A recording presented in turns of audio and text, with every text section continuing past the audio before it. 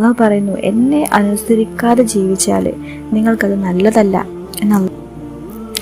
നാളെ അവൻ്റെ മുന്നിലേക്ക് തെറ്റ് ചെയ്തവർ ചെല്ലുന്നത് അന്ധരായിട്ടായിരിക്കും. അപ്പം അവർ ചോദിക്കും, അള്ളാഹുവേ, ഞങ്ങൾക്ക് ദുനിയാവിൽ വെച്ച് നീ കാഴ്ച തന്നിട്ടുണ്ടായിരുന്നല്ലോ, പിന്നെ എന്തുകൊണ്ടാണ് നീ ഇപ്പോൾ ഞങ്ങൾ അന്ധരാക്കി മാറ്റിയതെന്ന് ചോദിക്കുന്ന സമയത്ത് അള്ളാഹു മറുപടി പറയും, നിനക്കന്ന് ഞാൻ കണ്ണ് തന്നിട്ടും കാഴ്ച തന്നിട്ടും നീ എന്നെ മനസ്സിലാക്കാൻ ശ്രമിച്ചില്ല, നീ എന്നെ കാണാൻ ശ്രമിച്ചില്ല, അതുകൊണ്ട് ഞാൻ ഇന്ന് നിന്നെയും കാണാൻ ഇവിടെ ശ്രമിക്കുന്നില്ല എന്നാണ് അള്ളാഹു പറയുന്നത്.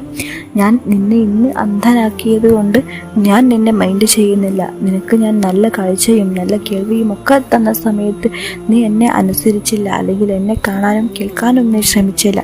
ഇന്ന് ഞാനും നിന്നെ മൈൻഡ് ചെയ്യുന്നില്ല എന്നാണ് അന്ന് അള്ളാഹു പറയാൻ പോകുന്നത്.